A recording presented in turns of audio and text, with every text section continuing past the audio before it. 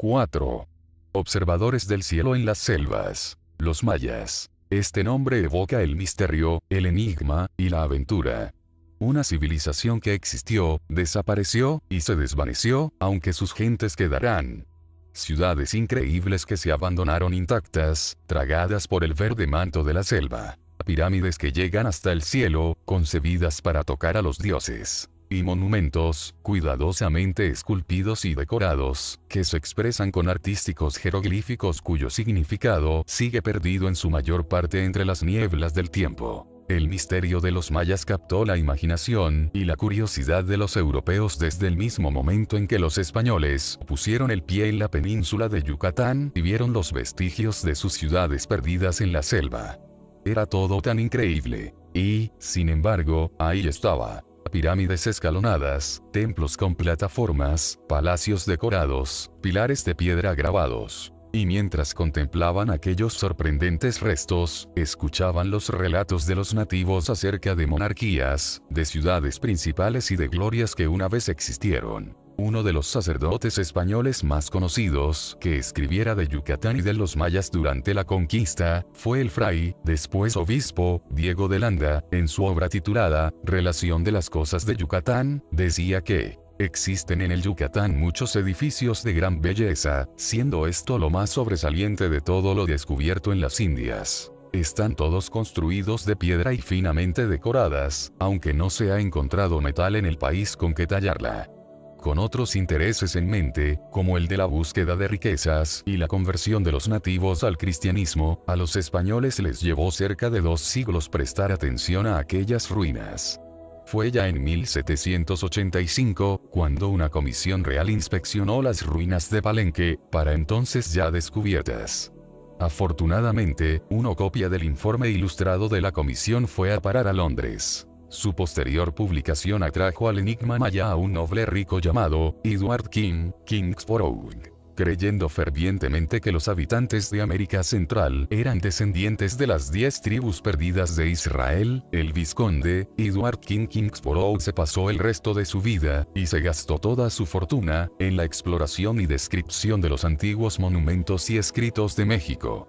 Su libro titulado Antigüedades de México Volumen 1, 1830-1848, junto con la del fray Diego de Landa Calderón, titulada Relación de las cosas de Yucatán, se han convertido en una valiosísima fuente de información sobre el pasado maya. Pero en la memoria popular, el honor de la publicación del descubrimiento arqueológico de la civilización maya pertenece a un norteamericano de Nueva Jersey, John Lloyd Stephens. Designado como enviado de los Estados Unidos a la Federación Centroamericana, fue a las tierras de los mayas con su amigo Frederick Catherwood, que era un consumado dibujante.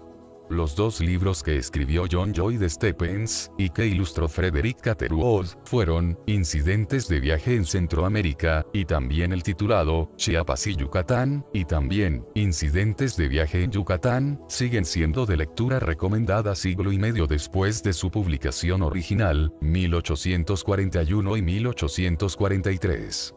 Y el propio libro de Frederick Catherwood, titulado Vistas de antiguos monumentos de América Central, Chiapas y Yucatán, aún suscitó con posterioridad más interés en el tema. Cuando los dibujos de Frederick Catherwood se ponen junto a las actuales fotografías, uno se sorprende al ver la minuciosidad de su trabajo, y se entristece al darse cuenta de la erosión que ha tenido lugar desde entonces.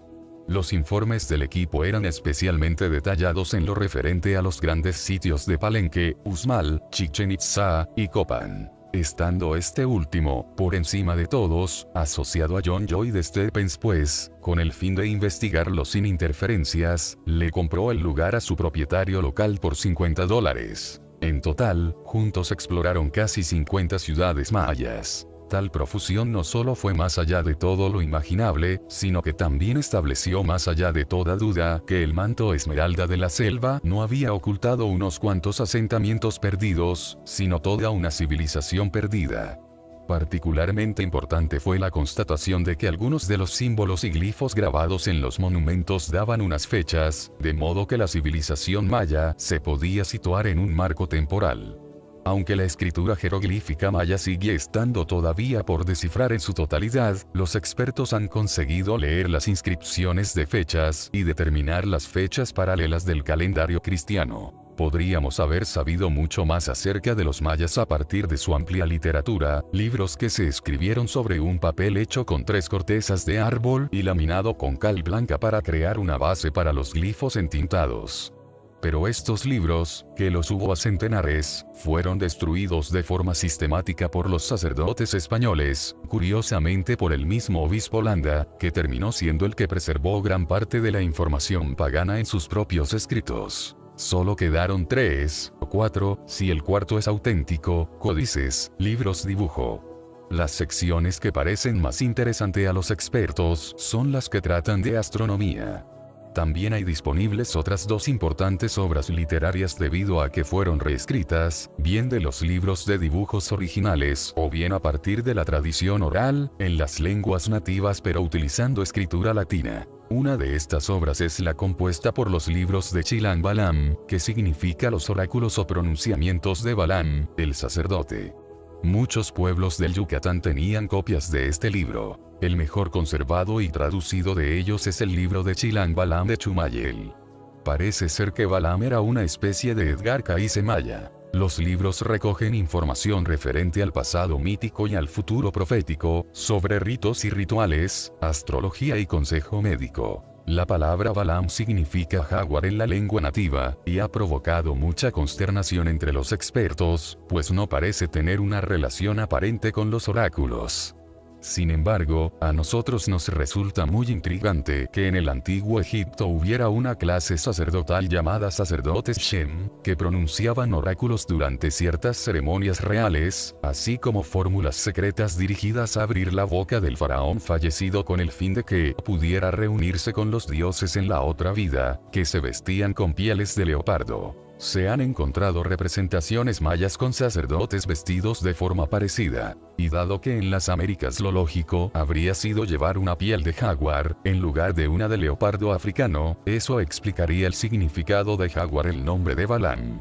Una vez más, nos podríamos estar encontrando con un indicio de influencia ritual egipcia. Pero aún nos intriga más la similitud de este nombre del sacerdote oracular maya con el del adivino Balaam, que, según la Biblia, quedó retenido por el rey de Moab durante el éxodo para que lanzara una maldición sobre los israelitas, pero que terminó por pronunciar un oráculo favorable. ¿Es solo una coincidencia?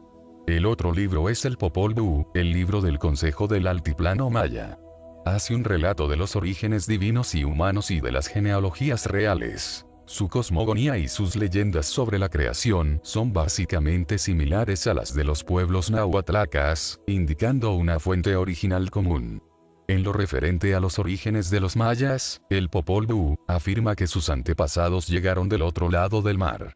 Fray Diego de Landa Calderón escribió que los indígenas han escuchado de sus antepasados que esta tierra fue ocupada por una raza de personas que vinieron de Oriente, a quienes Dios había liberado abriendo 12 senderos a través del mar. Estas afirmaciones concuerdan con el relato maya conocido como la leyenda de Botán. De esta dan cuenta diversos cronistas españoles, en particular Fray Ramón Ordóñez y Aguiar, y el obispo Núñez de la Vega. Más tarde, fue recogida de sus distintas fuentes por el sacerdote Charles Etienne Brasseur de Bourbourg, que escribió el libro titulado Historia de las Naciones Civilizadas de México. La leyenda relata la llegada a Yucatán, hacia el 1000 a.C., según los cálculos de los cronistas, del primer hombre al que Dios envió a esta región para poblar y distribuir la tierra que ahora se llama América. Su nombre era Botán, se desconoce el significado. Su emblema era la serpiente. Era descendiente de los guardianes, de la raza de Can. Su lugar de origen era una tierra que se llamaba Chivín. Hizo 4 viajes en total.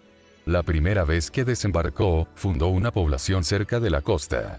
Después de un tiempo, avanzó tierra adentro y en el afluente de un gran río, construyó una ciudad que fue la cuna de esta civilización.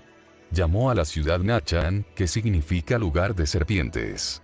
En su segunda visita, inspeccionó el recién fundado país, examinando sus zonas y sus pasadizos subterráneos. Se decía que uno de estos pasadizos cruzaba en línea recta una montaña cercana a Nachan. Cuando volvió a América por cuarta vez, se encontró con que entre el pueblo había surgido la discordia y la rivalidad, de manera que dividió el reino en 4 dominios, fundando una ciudad en cada uno para que les sirviera de capital. Una de las que se menciona es Palenque, otra parece que estuvo cerca de la costa del Pacífico. Las demás se desconocen. El obispo Núñez de la Vega estaba convencido de que la tierra de la que había llegado Botán era fronteriza con Babilonia. El fray Ramón Ordóñez y Aguiar llegó a la conclusión de que Chivim era el país de los hebeos, a quienes la Biblia, Génesis 10, relaciona como hijos de Canaán, primos de los egipcios. Y recientemente, Celia Nuttall, en su obra titulada Cuadernos del Museo Peabody, de la Universidad de Harvard, indicó que la palabra maya que significa serpiente, Can, se correspondía con la hebrea, Canaán. Si es así, la leyenda maya, que dice que Botán era de la raza de Can y su símbolo era la serpiente, podría estar utilizando un juego de palabras para afirmar que Botán provenía de Canaán. Esto justificaría, ciertamente, nuestro asombro de que Nachan, el cual significa lugar de serpientes, sea virtualmente idéntico al hebreo Nachash, que significa serpiente. Estas leyendas fortalecen la opinión de una escuela de expertos que considera la costa del Golfo como el lugar en donde se inició la civilización yucateca, no solo la de los mayas, sino también la de los primitivos olmecas. Según este punto de vista, hay que otorgarle una mayor consideración a un lugar que es muy poco conocido por los visitantes, y que pertenece a los verdaderos comienzos de la cultura maya, entre el 2000 y el 1000 a.C., sino antes, según los arqueólogos que lo excavaron, de la Universidad de Tulane y de la Sociedad Nacional Geográfico. Este sitio, llamado de Chaltún, está situado cerca de la ciudad portuaria de Progreso, en la costa noroccidental de Yucatán. Las ruinas, que se extienden por una superficie de más de 50 kilómetros cuadrados, revelan que la ciudad estuvo ocupada desde los tiempos más primitivos y a lo largo de la época hispánica, habiendo sido construidos y reconstruidos sus edificios una y otra vez, y habiéndose llevado sus piedras aquí y allá tanto para construcciones hispánicas como modernas. Además de sus inmensos templos y sus pirámides, el rasgo más llamativo de la ciudad es el Gran Camino Blanco, una calzada pavimentada con piedras de caliza que discurre recta a lo largo de casi 2,5 kilómetros, siguiendo el eje este-oeste de la ciudad. Una sucesión de importantes ciudades mayas se extiende a lo largo del extremo septentrional de Yucatán, con nombres bien conocidos no solo para los arqueólogos, sino también para millones de visitantes. Uxmal, Izamal, Mayapán, Chichén Itzá, Turún, por mencionar solo los lugares más sobresalientes. Cada una de estas ciudades jugó un papel importante en la historia maya. Mayapán fue el centro de una alianza de ciudades principales. Chichén Itzá se hizo grande gracias a los emigrantes toltecas. Cualquiera de ellas pudo ser la capital desde la cual, según el cronista español Diego García de Palacio, un gran señor maya de Yucatán conquistara las tierras altas del sur y construyera el centro maya más meridional, el de Copán. Según García de Palacio, todo esto estaba escrito en un libro que los indígenas de Copán le habían mostrado cuando visitó aquel lugar. A pesar de todas estas evidencias legendarias y arqueológicas, otra escuela de arqueólogos como Ignacy de Sola Morales, que publicó el libro titulado El Mundo Maya, cree que la cultura maya, o, al menos, los mismos mayas, tuvo su origen en las tierras altas del sur, la actual Guatemala, extendiéndose desde allí hacia el norte. Los estudios de la lengua maya remontan sus orígenes a una comunidad proto-maya, que quizás alrededor del 2600 a.C., existió en lo que es ahora el departamento de Huehuetenango, en el noroeste de Guatemala. Sin embargo, dondequiera que se desarrollara la civilización maya, los expertos consideran el segundo milenio antes de Cristo como su fase preclásica, y el comienzo de la fase clásica de máximo logro lo sitúan hacia el 200 después de Cristo. Para el 900 después de Cristo, el reino de los mayas se extendía desde la costa del Pacífico hasta el Golfo de México y el Caribe. Durante todos aquellos siglos, los mayas construyeron multitud de ciudades cuyas pirámides, templos, palacios, plazas, estelas, esculturas, inscripciones y decoraciones abruman tanto a expertos como a visitantes por su abundancia, variedad y belleza, por no hablar del monumental tamaño de su imaginativa arquitectura.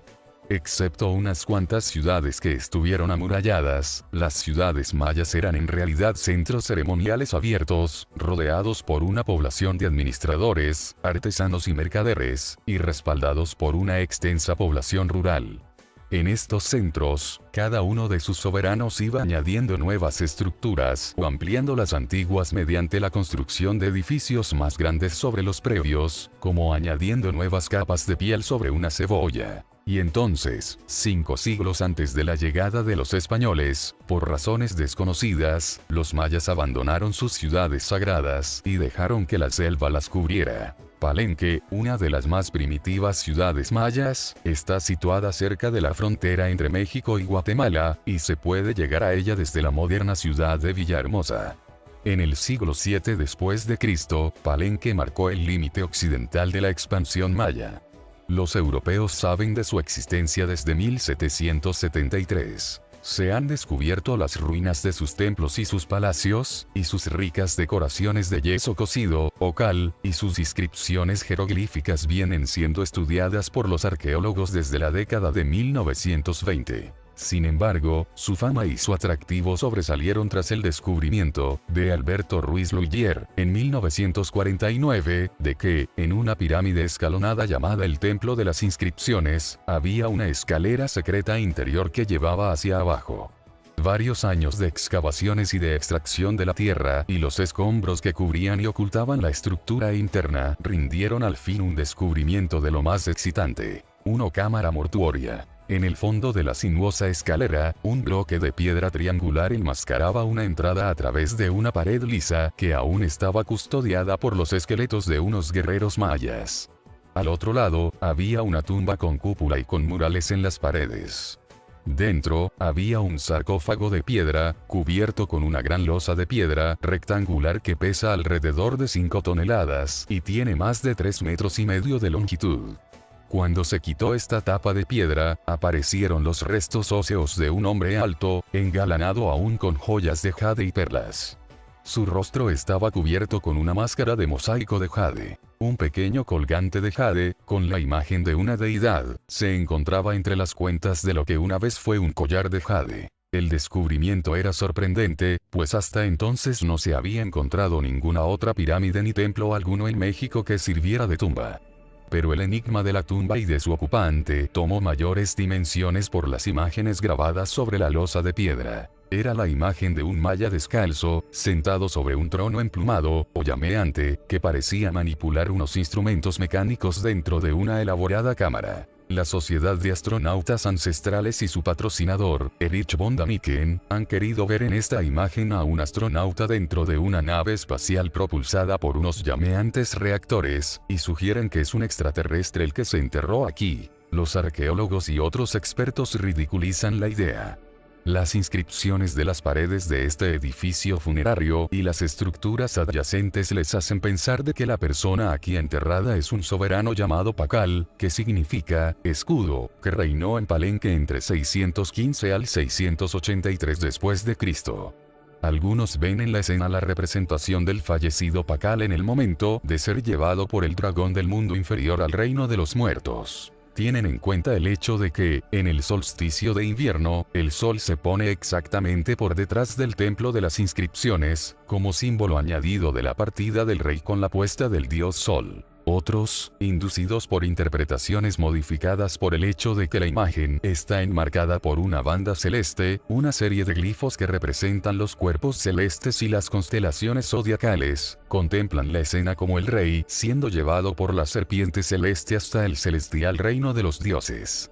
El objeto parecido a una cruz que el fallecido está enfrentando se reconoce ahora como un estilizado árbol de la vida, sugiriendo que el rey está siendo llevado a una vida eterna. De hecho, se descubrió una tumba similar, conocida como Enterramiento 116, en la gran plaza de Tikal, a los pies de una de sus principales pirámides.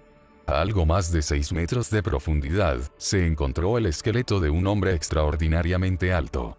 Su cuerpo estaba ubicado sobre una plataforma de sillería, engalanado con alhajas de jade, y rodeado, como en Palenque, de perlas, objetos de jade y cerámica. También se han encontrado en diversos lugares mayas imágenes de personas llevadas en las fauces de serpientes de fuego, a las que los expertos llaman dioses celestes, como la de Chichén Itzá.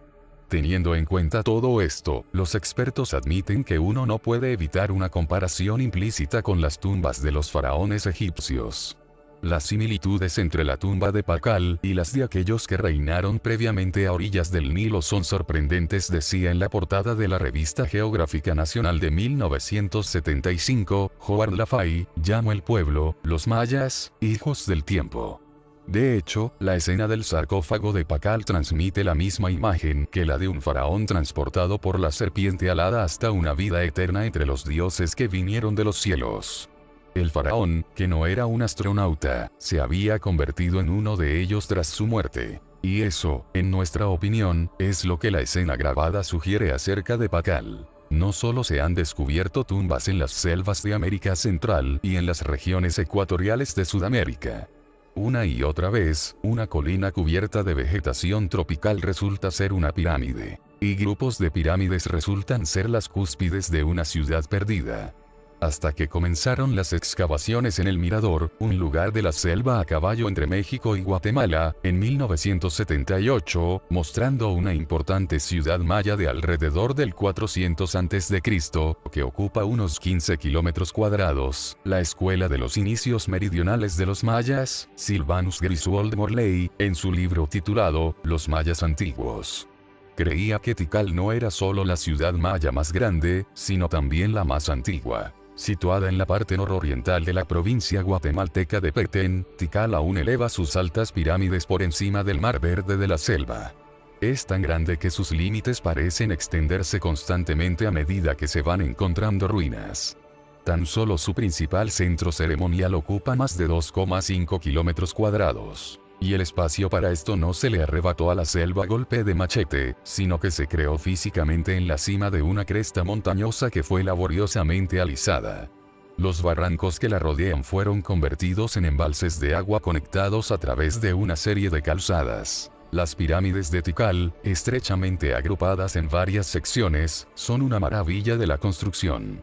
Altas y estrechas, son verdaderos rascacielos, elevándose vertiginosamente hasta alturas cercanas e incluso superiores a los 60 metros.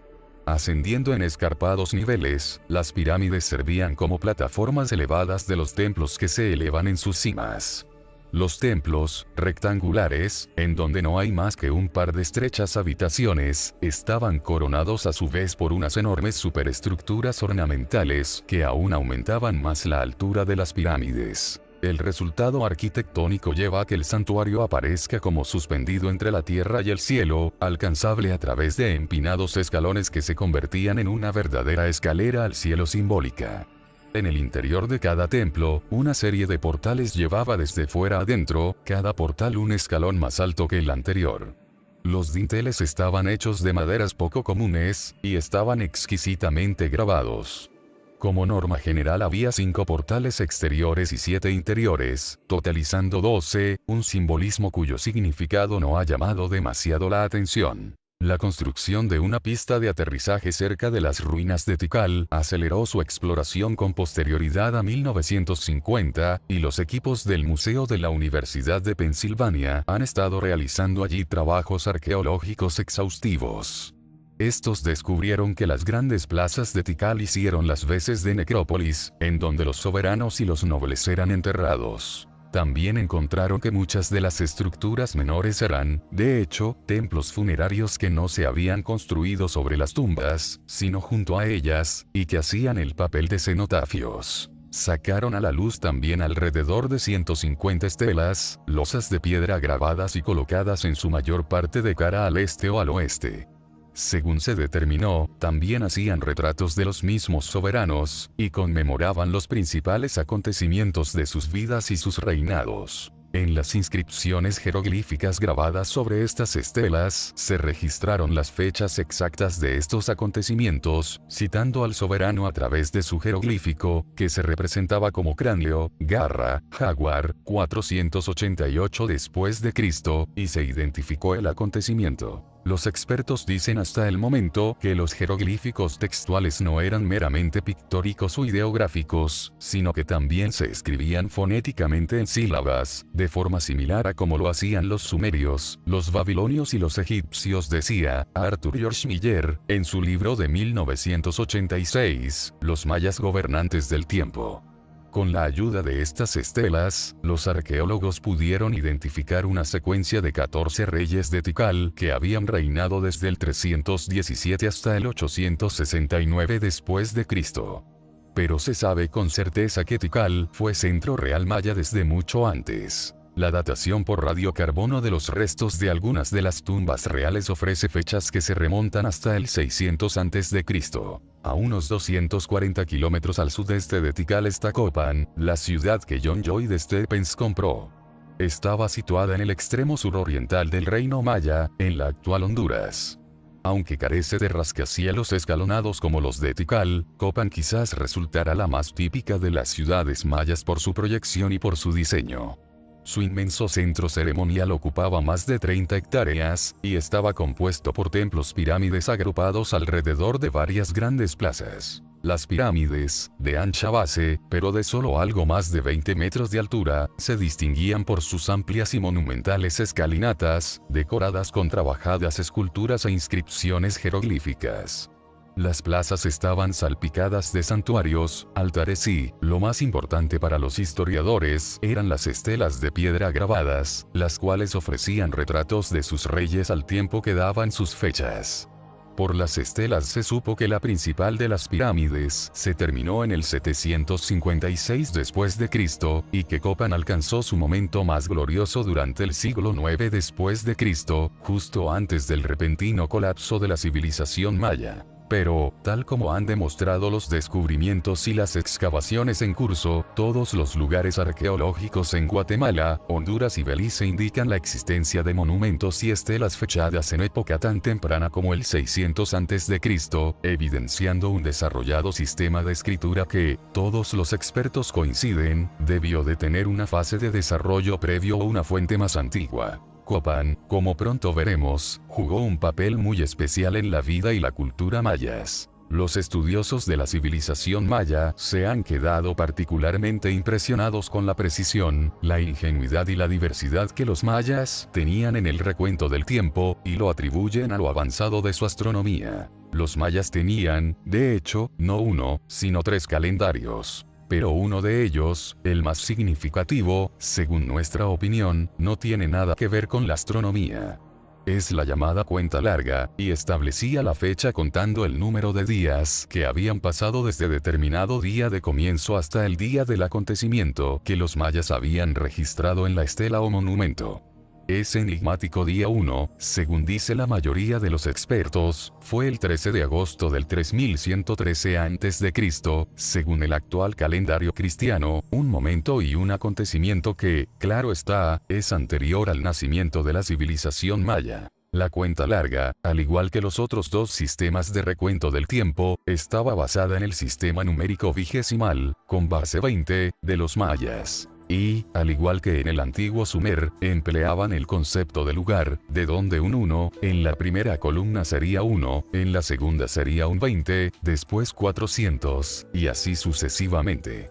En la cuenta larga maya, en la que se utilizaban columnas verticales en donde los valores más bajos se encontraban abajo del todo, se le puso nombre a todos estos múltiplos y se les identificó como glifos. Comenzando con Kin para los unos, Winal para los 20, etc., los múltiplos llegaban al glifo Alautun, que identificaba el increíble número de 23.000 millones, 40 millones, días, un periodo de 63 millones, 80.000, 82 años. Estos eran los valores numéricos mayas: un kin igual a un día, el uninal igual 20 kin igual 20 días, un tun igual 18 winal igual 360 días, un katun igual 20 tun igual 7200 días, un baktun igual 20 katun igual 144.000 días, un pictun igual 20 baktun igual 2.880.000 días igual 8.000 tuns, un kalaptuns igual 20 pictun igual 57.600.000 300.000 días igual 160.000 tuns, un quinchil tun igual 20 calaptuns igual 1.000 millones, 152 millones días igual 3.200.000 tuns, un alautun igual 20 quinchil tun igual 23.000 millones, 40 millones días igual 64 millones tuns.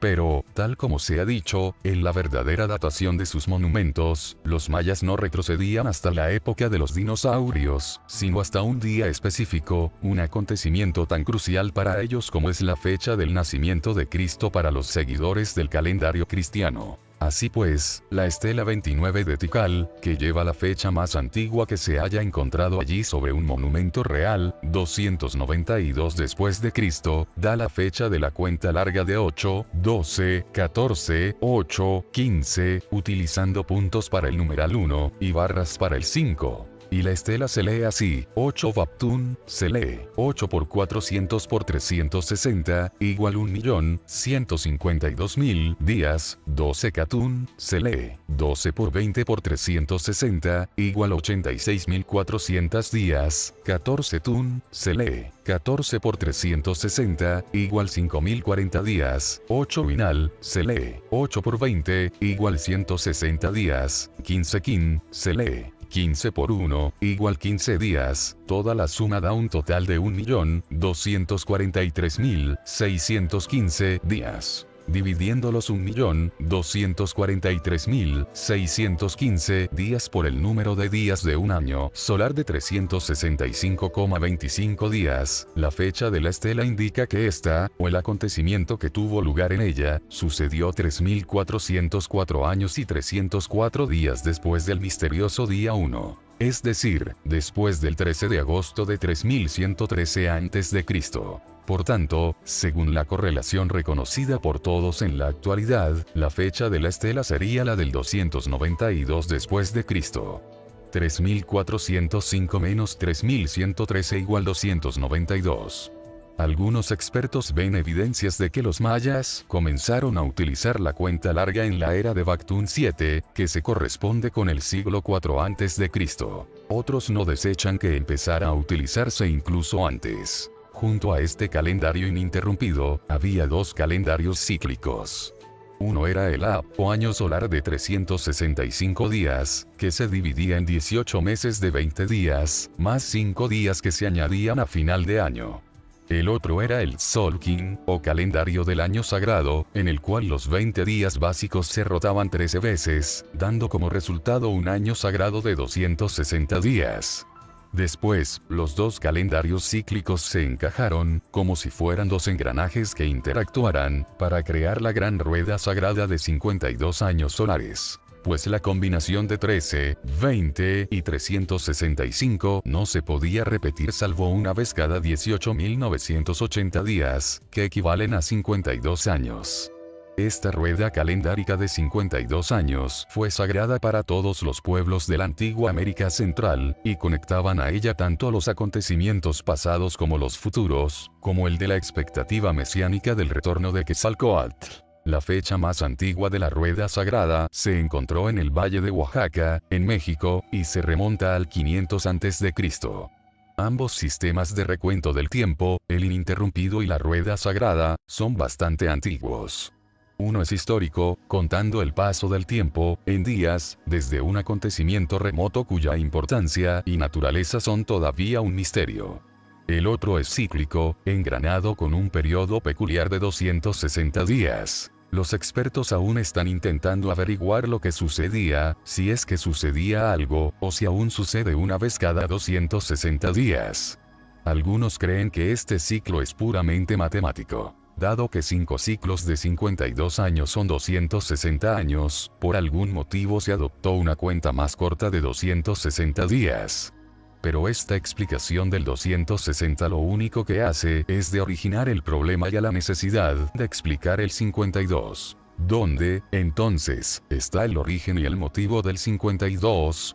Otros sugieren que el periodo de 260 días tenía que ver con la agricultura, como podía ser la duración de la estación lluviosa o de los intervalos de sequía. A la vista de la propensión de los mayas por la astronomía, otros intentan calcular de algún modo una relación entre 260 días y los movimientos de Venus o Marte. Y habría que preguntarse por qué la solución ofrecida por Celia Nuttall en el 22º Congreso Internacional de Americanistas, Roma, 1926, no se ganó el pleno reconocimiento que se merece.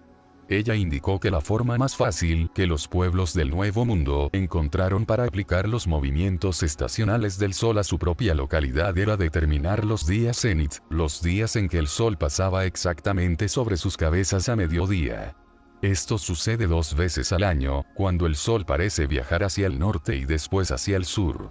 Nuttall sugirió que los indígenas medían el intervalo entre los 2 días cenit, y el número resultante de días se convirtió en la base de la rueda calendárica. Este intervalo es de medio año solar en el Ecuador, pero se alarga a medida que uno se aleja de este, hacia el norte y hacia el sur.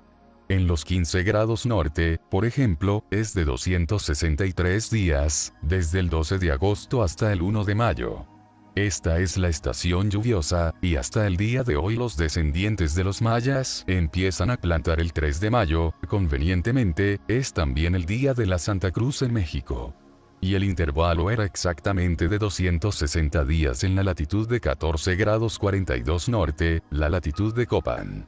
Y que Nuttall diera con la explicación correcta de la forma en la cual se fijó el año ritual en esos 260 días viene corroborado por el hecho de que Köppen fuera considerada la capital astronómica de los mayas. Además de la habitual orientación celeste de los edificios, se ha descubierto que algunas de sus estelas están alineadas con determinadas fechas clave del calendario. En otro caso, una estela A, que lleva una fecha de cuenta larga equivalente a un día del 733 después de Cristo, también lleva otras 2 fechas de cuenta larga, una posterior en 200 días y otra anterior en 60 días, formando un ciclo de 260 días.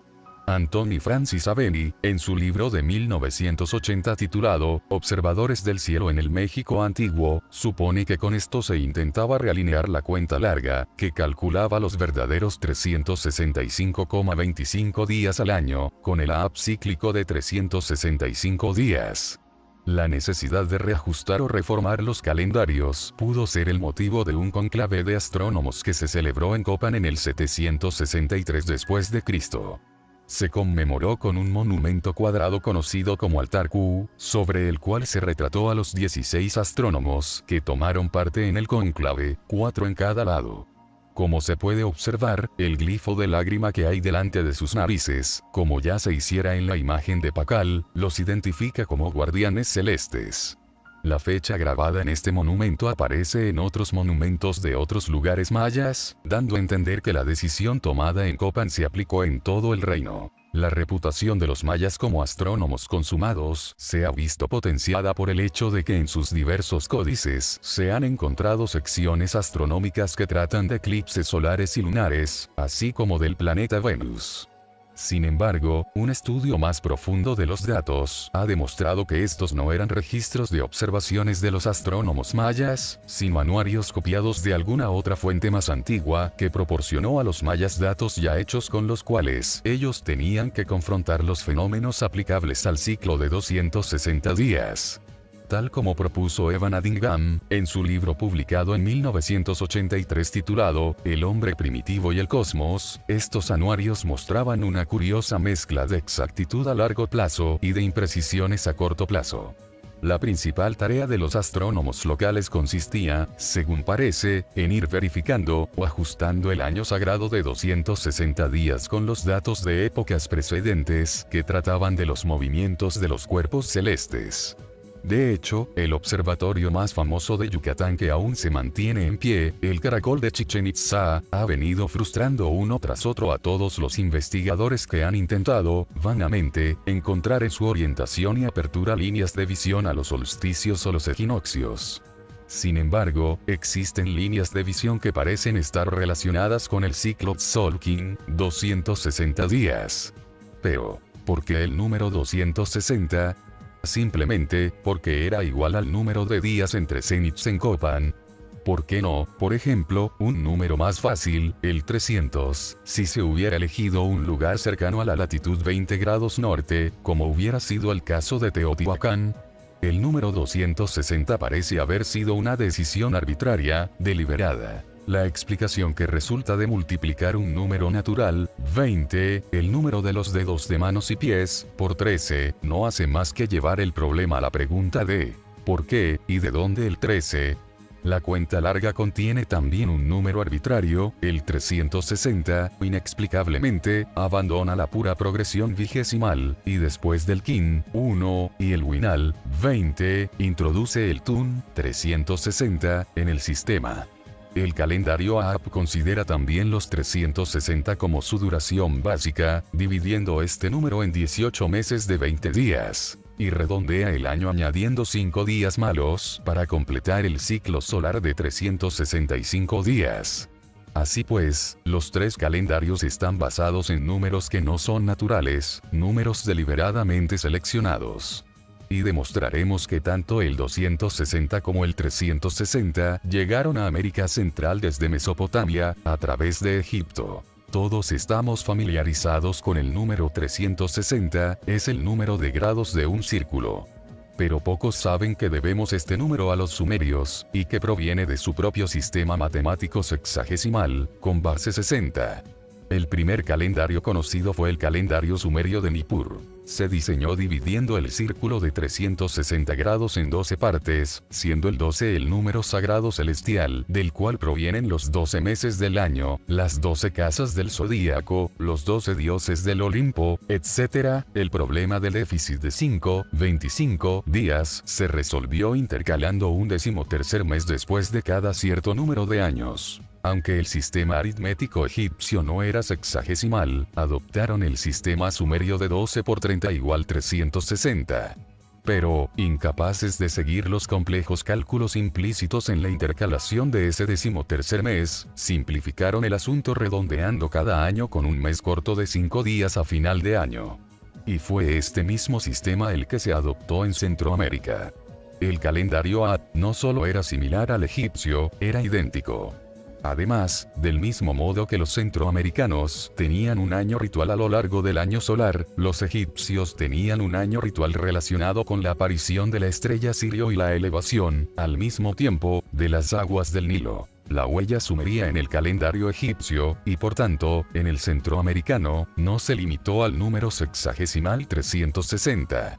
Diversos estudios, principalmente el de Blas Pablo Recco, publicado en su libro, El México Antiguo volumen 3, en los antiguos números dejan pocas dudas de que los 13 meses del calendario Tzolk'in eran ciertamente un reflejo del sistema de 12 meses de los sumerios más el 13º mes intercalado, salvo que en Egipto, y por tanto en Centroamérica, el 13º mes se redujo hasta los 5 días anuales.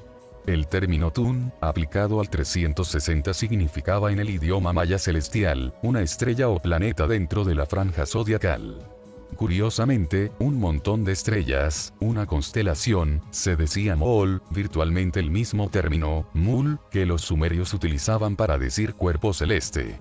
La relación del calendario centroamericano con el viejo mundo se hará aún más evidente cuando veamos el número más sagrado, el 52, en el cual se engranaban todos los grandes acontecimientos de América Central. Los múltiples intentos que se han hecho por explicarlo, como el de que es 13 veces 4, ignoran su fuente más obvia. Las 52 semanas del calendario de Oriente Próximo, y, posteriormente, del europeo. Sin embargo, a este número de semanas solo se puede llegar si se adopta la semana de 7 días. Pero este no era siempre el caso. El origen de la semana de 7 días ha sido objeto de estudio durante casi 2 siglos, y la mejor teoría es la que la hace derivar de las 4 fases de la luna. Lo que sí que es seguro es que emergió como un periodo de tiempo decretado desde las alturas en tiempos bíblicos, cuando Dios ordenó a los israelitas durante su éxodo de Egipto que observaran el 7º día como el Shabbat. Entonces, fue el ciclo de 52 el más sagrado debido a que acabó siendo el común denominador de los calendarios centroamericanos, o se adoptó el ciclo sagrado de 260 debido a que en vez de, digamos, el 300, era un múltiplo de 52, 52 por 5 igual 260, aunque una deidad cuyo epíteto era 7 fue un importante dios sumerio, se le honró con lugares teofónicos, por ejemplo, Beersheba, el manantial de 7, o nombres personales, Eliseba, mi dios es 7, principalmente en las tierras de Canaán. El número 7 tan solo aparece como número venerado en los relatos de los patriarcas hebreos después de que Abraham fuera a Egipto y se quedara en la corte del faraón. El número 7 impregna el relato bíblico de José, el sueño del faraón y los posteriores acontecimientos en Egipto. Y, en la medida en que el 52 surge de la consideración del 7 como unidad calendárica básica, demostraremos que el más sagrado de los ciclos centroamericanos tuvo un origen egipcio. Concretamente, el 52 era un número mágico que estaba asociado al dios egipcio Tot, dios de la ciencia, de la escritura, las matemáticas y el calendario. Un antiguo cuento egipcio conocido como las aventuras de Satni-Camois con las momias, un relato de magia, misterio y aventuras que no tiene nada que envidiar a los modernos relatos de suspenso, emplea la asociación del número mágico 52 con Tot y con los secretos del calendario como escena clave de la trama. Se escribió sobre un papiro, Cairo 30.646, descubierto en una tumba de Tebas fechada en el siglo III a.C.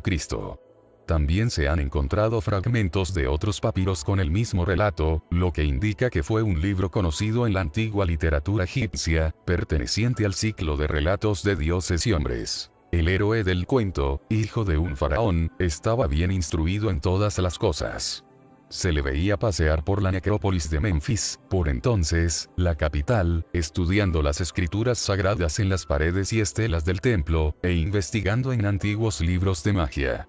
Con el tiempo, se convirtió en un mago sin igual en las tierras de Egipto.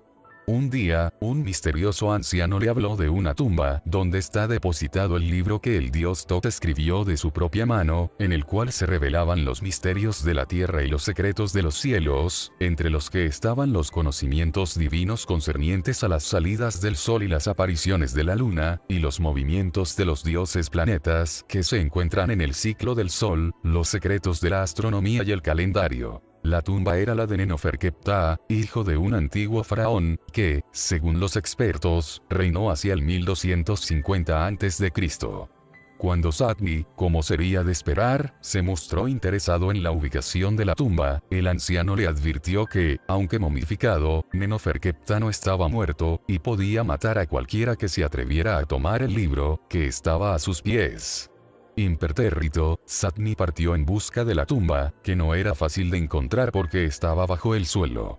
Pero, tras llegar al lugar correcto, Satni recitó una fórmula sobre él y se abrió un hueco en el suelo. Y Satni bajó al lugar en donde se encontraba el libro. En el interior de la tumba, Satni vio las momias de Neferkeptah, de su esposa hermana, y del hijo de ambos. El libro, que estaba, como no, a los pies de Neferkeptah, desprendía una luz como si el sol brillara allí. Cuando Satni se adelantó, la momia de la esposa habló, advirtiéndole que no fuera más allá.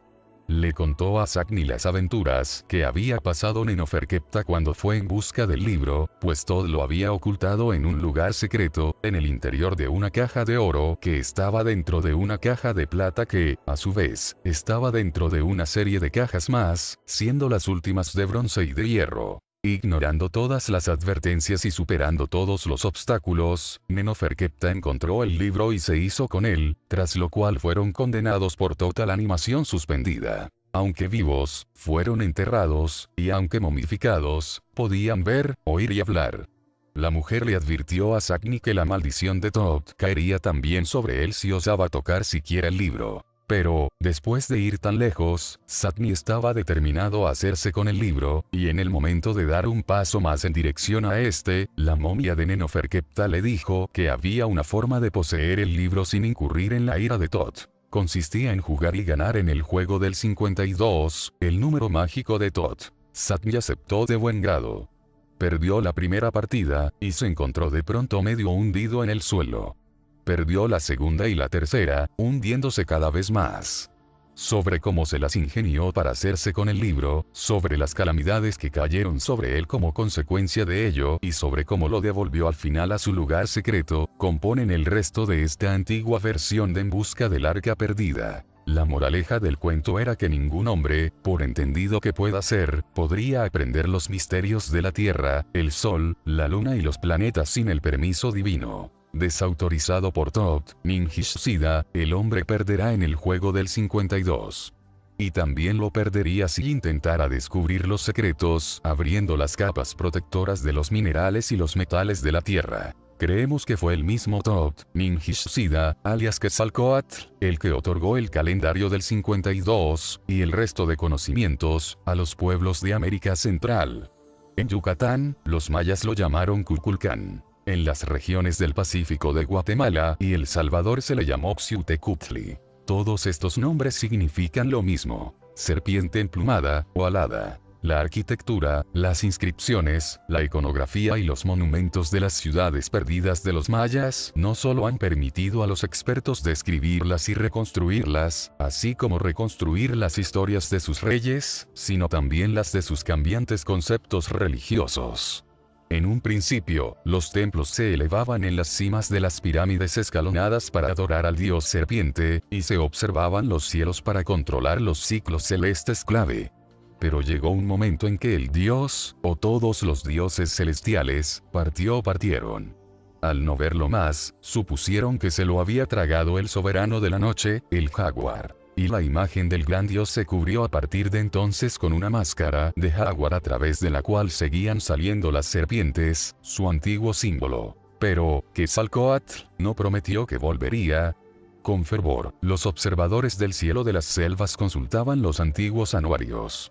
Los sacerdotes propusieron la idea de que las deidades que se habían desvanecido volverían si se les ofrecían los corazones palpitantes de víctimas humanas. Pero en una fecha calendárica crucial del siglo IX después de Cristo, un acontecimiento que había sido profetizado no tuvo lugar. Se juntaron todos los ciclos, y se sumaron al fracaso. Y así se abandonaron los centros ceremoniales y las ciudades dedicadas a los dioses, y la selva extendió su verde manto sobre los dominios de los dioses serpiente.